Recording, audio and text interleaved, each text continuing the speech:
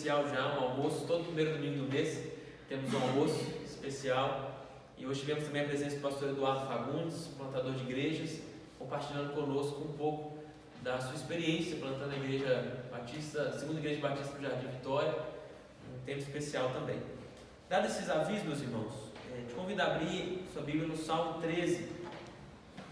Nós vamos ler todo ele, versículos 1 ao versículo 6. Quero fazer uma breve exposição desse texto.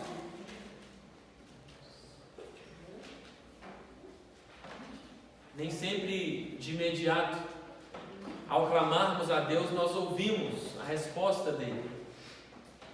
Por vezes, Deus prefere o silêncio. E o silêncio de Deus é uma forma dele nos responder também. E às vezes Deus parece ausente, mas a nossa fé deve ser fortalecida diante do silêncio, ou apesar do silêncio.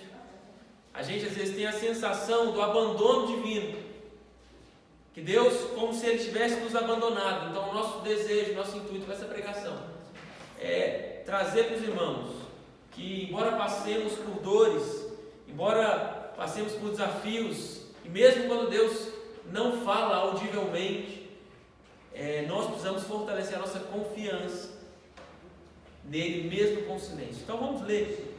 É interessante a gente pensar, porque o capítulo 12, que antecede o 13 que nós leremos, o capítulo 12, ele é uma súplica coletiva. É uma oração que ela era uma oração coletiva que foi motivada pela falta de paz do povo. Havia muita maldade, havia muita falta de sinceridade, como o comentarista bíblico falou, havia muita falta de sinceridade nas relações. Então é proclamado no meio do povo, no capítulo 12, uma súplica coletiva. E no capítulo 13, há uma súplica individual. E a pergunta aqui que a gente vai ver repetindo é: até quando? Até quando? Então vamos ler o texto bíblico, depois nós vamos conversar sobre ele. Diz assim a palavra do Senhor: até quando, Senhor, esquecer-te-ás de mim para sempre? Até quando ocultarás de mim o rosto? Até quando estarei eu relutando dentro da minha alma, com tristeza no coração cada dia?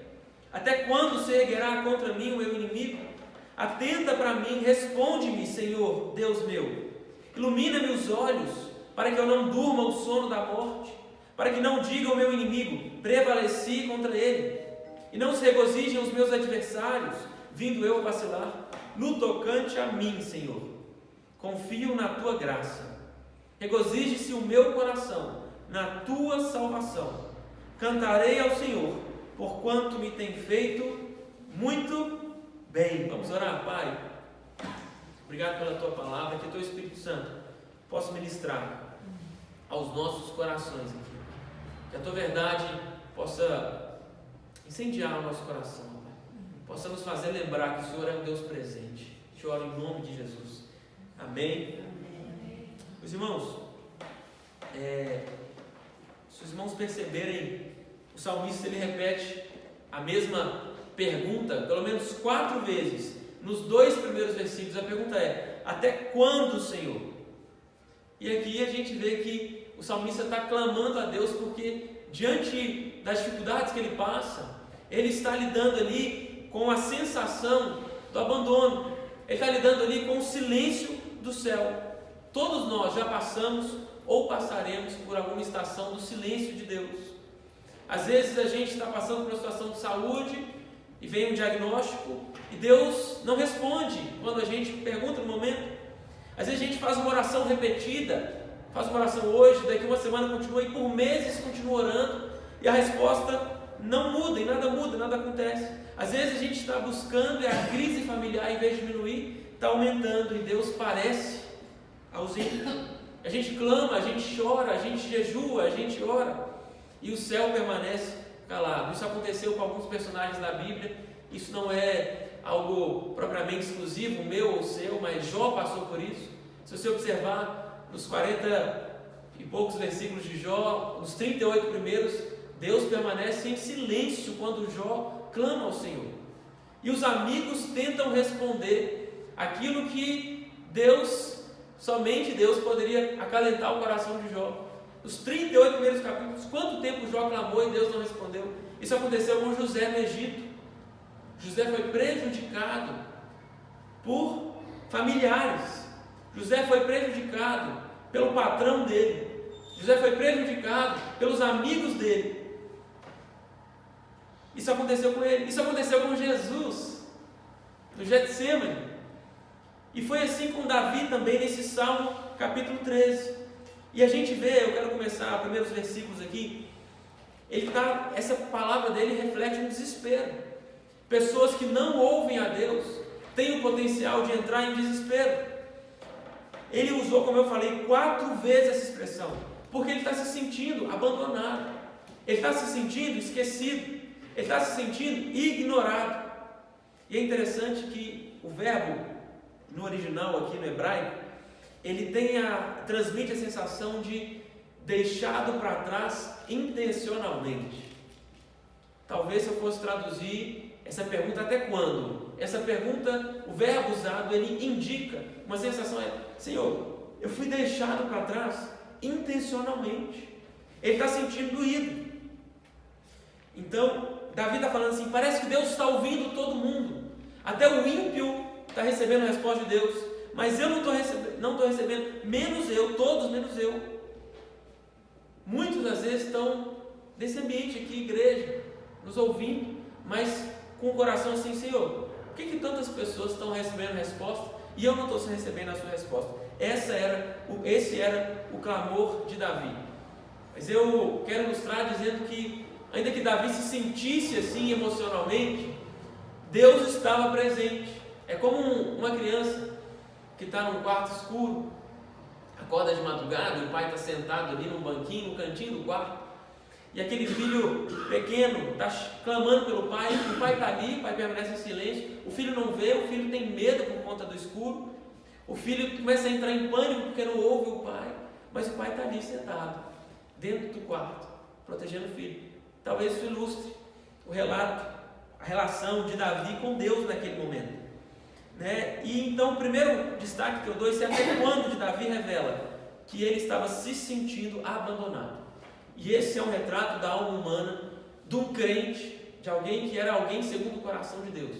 Nós podemos passar, assim como Davi, com esse sentimento. Nós podemos viver essa angústia, nós podemos viver essa sensação. Perceba que eu não falei que é um fato. Perceba que eu não falei que o abandono é uma realidade determinante, mas é uma sensação do meu coração diante da falta de uma resposta imediata. Deus pode parecer em silêncio, mas Ele não se faz ausente. E o versículo 2, olha o que ele fala: eu estou relutando dentro da minha alma. A minha alma tenta encontrar um conselho. A minha alma tenta resolver essa situação que Deus, o Senhor, não me fala. Deus, o Senhor não está me respondendo, não está me dando direção. Eu vou ouvir os outros, eu vou ouvir a mim mesmo.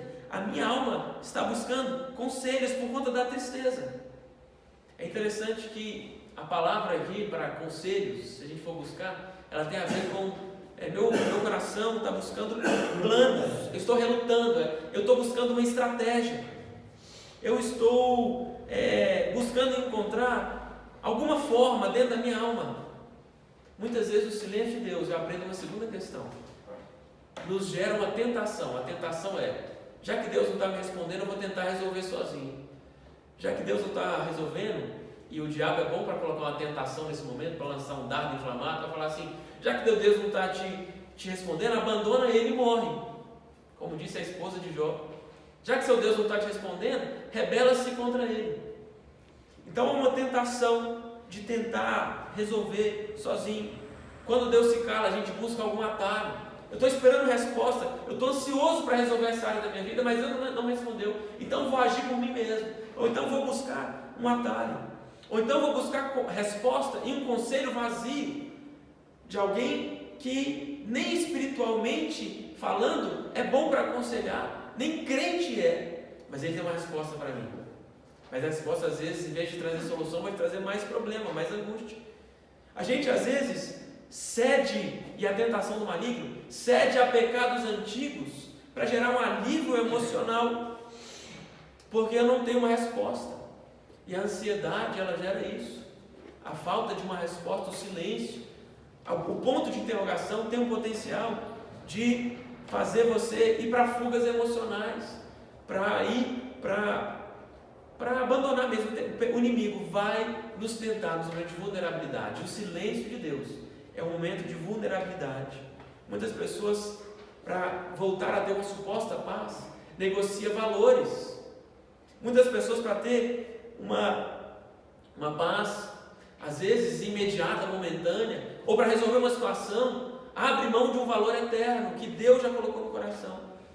A ausência, mas Deus tem uma resposta para nós. Ele diz: a ausência da minha resposta, Deus dizendo para nós, não autoriza uma desobediência. Quando eu não me posiciono, quando eu não falo com você, eu não estou autorizando a sua desobediência ou a sua rebeldia. Mas há uma tentação.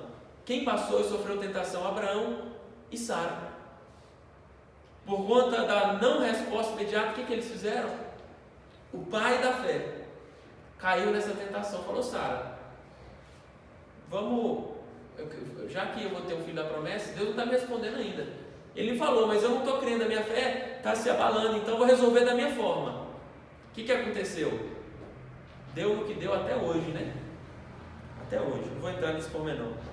Mas eles produzem, o silêncio de Deus às vezes gera, por conta da minha ânsia de resolver, ela tem a capacidade de produzir um Ismael. O que é a produção de um Ismael? É a solução humana para um problema que só Deus pode resolver. Qual era o problema que só Deus poderia resolver na família de Abraão e Sara? Sara era estéril. Só Deus podia resolver aquele problema. E muitas vezes tem problemas nas nossas vidas que só Deus pode resolver. E a nossa impaciência tem a capacidade de produzir um Ismael. Repito, um Ismael é uma solução humana para um problema que só Deus pode resolver. É uma tentação. Não ceda a essa tentação. Terceiro aprendizado que eu vejo desse texto está no versículo 3. Davi, ele passa por diversas fases nesse texto aqui, nesse capítulo 3. Ele começa questionando a Deus, ele expressa o coração, o sentimento, depois ele expressa a tentação do coração dele, e depois ele traz a resposta. O que eu devo fazer diante dessa tentação? Olha o que ele fala: Senhor, atenta para mim. Senhor, Deus meu, ilumina-me os olhos. Se às vezes você não ouve a voz de Deus, pode ser porque o seu coração não está tão sensível.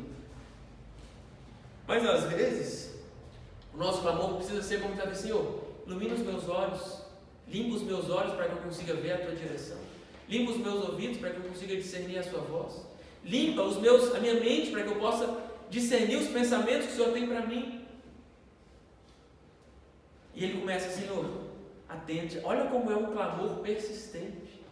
Ele não está clamando, ele tem uma fé verdadeira, ele está clamando persistentemente. Mesmo se sentindo abandonado, ignorado, ele não se afasta de Deus. A insistência dele é: eu vou continuar orando, eu vou continuar pedindo: Deus, ilumina os meus olhos, Senhor, me dá clareza espiritual, porque eu estou com uma escuridão emocional, eu não sei lidar com isso. E aí eu entro na definição de fé. A fé não significa a ausência de dúvidas. A fé significa a lealdade mesmo em meio ao silêncio. Dúvidas, questionamentos, sentimentos que nos geram a tentação de voltar a pecados antigos, é algo que vai vir. Mas a fé não é a ausência disso. A fé é a lealdade a Deus, mesmo lidando com essas incumbências da vida. Como você reage ao silêncio de Deus? Com lealdade ou com rebeldia? Ou com indiferença? Ou com a volta a práticas pecaminosas antigas? Charles Spurgeon, já foi citado hoje pela manhã, vai ser citado agora pela noite de novo. Ele diz: a oração que continua, mesmo sem resposta, é a prova de uma fé que ainda vive. Eu desejo essa fé para o seu coração, meu irmão. Eu desejo essa fé para a sua vida. Eu desejo essa fé que permanece, que persevera, que continua. Mesmo sem respostas, a verdadeira fé, ela não desiste de buscar a Deus. Amém? Versículo 5. Olha o que eu aprendo. Olha o que Davi diz: Senhor, no tocante a mim, eu confio na tua graça. Eu aguardo, Senhor, meu coração se alegra, que ele se regozije na tua salvação. A tua salvação é suficiente para mim, Senhor. Mas eu confio, Pai, na tua graça. O que é graça? Graça é Deus me dar algo que eu não mereço. O que é misericórdia? É Deus não me dar algo que eu mereço. Eu mereço o quê? A punição, a morte por conta dos meus pecados. Ele age com misericórdia, ele não me dá o que eu mereço, mas ele dá um passo a mais, ele age com graça. Ele me dá aquilo que eu não mereço. E ele diz: Senhor, eu confio na tua graça, eu confio no teu amor, eu confio na tua misericórdia. A alma dele está virando. O começo da oração de Davi, do clamor, é: Senhor, o Senhor me abandonou. Mas o término da oração dele é: Senhor, eu confio na tua graça, no tocante a mim eu confio na tua misericórdia. Pai, a minha alma está conflituosa, está confusa, mas eu confio em ti. Irmão, quantas vezes no meio de uma oração, no meio de joelhos dobrados, Deus muda o nosso coração. Deus arranca a falta de fé no meio dos joelhos dobrados. Esse versículo muda tudo. Davi não está esperando ele sentir para crer. Davi, ele está confiando em Deus, mesmo sem a definição, mesmo sem a resposta. A palavra aqui para graça é hesed, que é a mesma palavra para misericórdia. E essa palavra significa, ela tem uma profundidade tão grande, que está falando assim: a graça ou a misericórdia, o hesed de Deus, é um amor firme, é um amor fiel, é um amor que não é baseado no que eu sinto, é baseado em quem Deus é. Isso é o hesed de Deus, é a misericórdia, é a graça. Interessante que muitas vezes amor no Antigo Testamento é traduzido por graça, porque a graça é uma expressão do amor de Deus, é uma expressão da fidelidade de Deus. Pai, eu não estou te ouvindo, eu não estou entendendo, eu não estou discernindo esse momento, mas eu permaneço porque eu confio no teu amor. Eu sei que o Senhor é gracioso, eu sei quem o Senhor é, e por fim eu sei que o Senhor se levantará. Eu sei que o meu Redentor vive, e por fim ele se levantará, mesmo diante dos pesares. Irmão, eu aprendo que o silêncio de Deus, ele não é punitivo, ele é pedagógico. O silêncio de Deus, ele ensina. Deus, ele está nos treinando para olhar não com os olhos dos nossos sentimentos, da nossa emoção. Deus está nos treinando para olhar com os olhos da fé. Deus, ele nos deu duas alas da nossa interioridade, a razão e a emoção. A gente precisa de emoção, não precisa? Mas a gente precisa de razão também. A emoção não pode governar sobre a nossa razão. A razão não precisa governar sobre a nossa emoção. A emoção, às vezes, ela questiona. A emoção, às vezes, ela mingua. Mas uma fé que crê. Eu gosto muito do lema da Aliança Bíblica Universitária. Ela fala assim: uma fé que pensa e uma razão que crê. Nosso lema abeuense é estudante ganhando estudante. Estudante evangelizando, estimulando estudante. Nós temos uma fé que pensa e uma razão que crê. A nossa mente precisa saber quem Deus é e confiar nesse Deus. O nosso Deus, ele está nos treinando diante das circunstâncias difíceis para não enxergar com os olhos da emoção, para não enxergar com os olhos do sentimento, mas para enxergar com os olhos da fé, para enxergar com os olhos de eu sei quem meu Deus é. Diabo, você não tem autoridade para criticar ou para apontar o dedo para o meu Deus. Eu, no mundo espiritual, serei testemunho para Deus. E quando o diabo virar para Deus, como Jó, e falar assim: está vendo, Jó? Ele não vai falar, Deus vai virar para o diabo e vai falar assim: está vendo meu servo Jó? Ele não abaixa o padrão de fé dele diante das circunstâncias. Uma fé que persevera, que permanece, que crê em Deus com a credibilidade, saber o amor e da graça de Deus.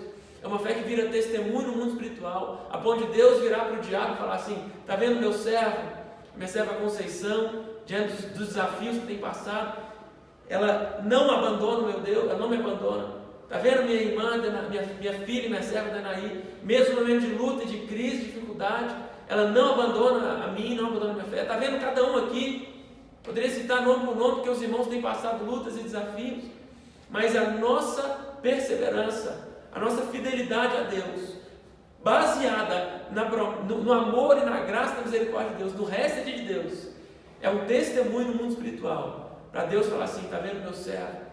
Ele está passando por lutas, ele está sofrendo ataques do diabo, ele está lidando com tentações, ele está lidando com doenças, está lidando com angústias, está lidando com portas fechadas, mas ele não abaixa o padrão dele. É diferente daquele que se rebela contra Deus. Ele vira uma acusação nas mãos de Satanás para falar assim: está vendo aquele lá, Deus? A fé dele é fraca. Ele passou por uma provinha e a prova dele revelou que a fé dele é feno, não é ouro. Irmão, nós precisamos ter uma fé como a fé de Jó. Como diz um teólogo que eu gosto muito, Iago Martins, a fé no meio dos cacos. Porque inclusive os cacos eram usados para limpar as feridas e a lepra dele.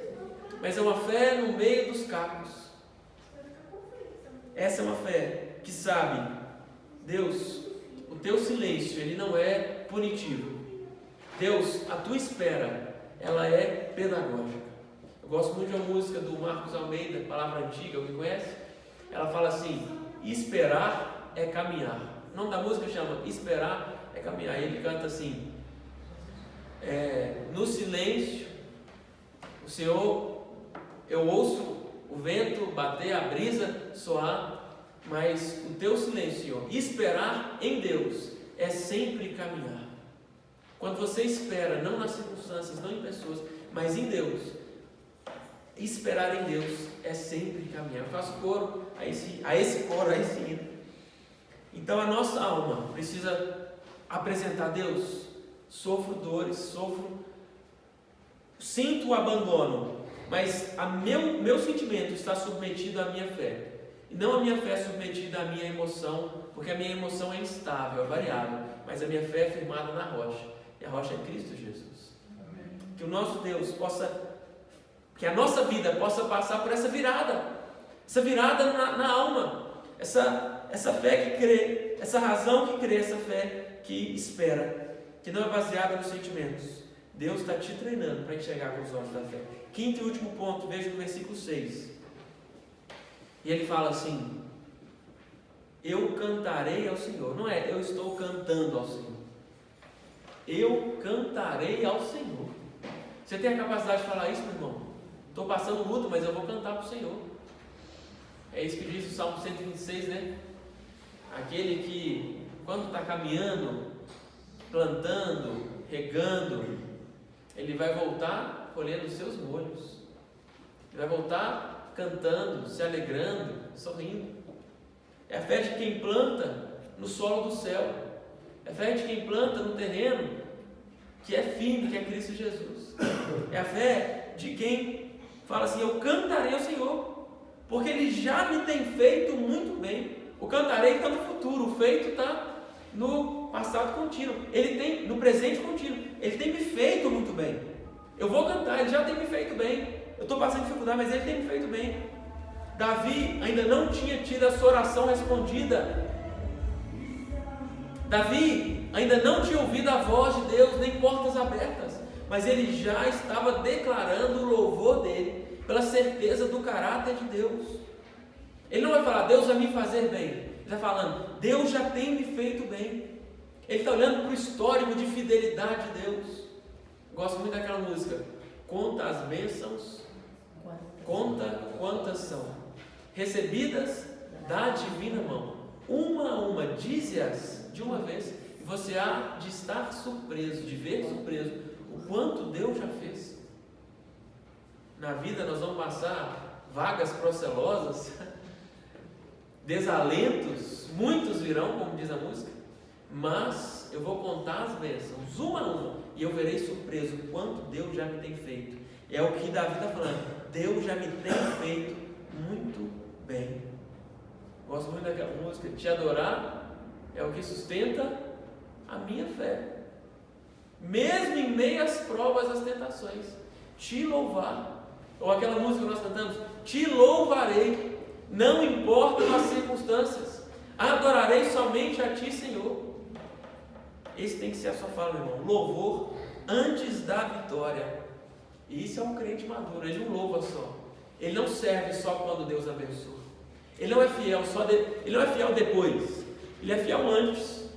Ele não espera Deus abençoar para ele ser fiel a Deus, para ter um compromisso com Deus.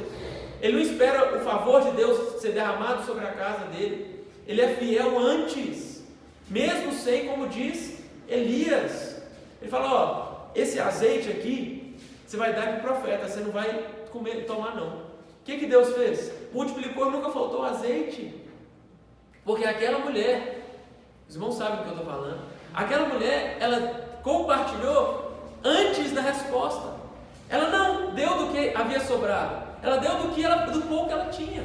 Isso é um coração que canta, um louvor que vem antes do sim de Deus, um louvor que vem antes da provisão, um louvor que vem antes da resposta. Isso é um crente maduro. Não negocia os seus valores, ele sabe quem crê. Eu sei em quem tenho crido, vamos dizer aquele hino antigo, minha Maria, e estou bem certo que é poderoso para guardar o meu tesouro até o dia final. Então, fala isso, Senhor, eu cantarei, porque o Senhor tem me feito muito bem. Não louve ao Senhor porque está tudo bem, já louve pela certeza do caráter de Deus. Deus é bom, mesmo quando tudo está mal. Eu olho para Paulo e Silas na prisão, eles estão cantando, presos, abandonados por muitos, eles estão cantando, e o que acontece? Vem um terremoto. O silêncio de Deus, por vezes, é um teste e uma prova de maturidade.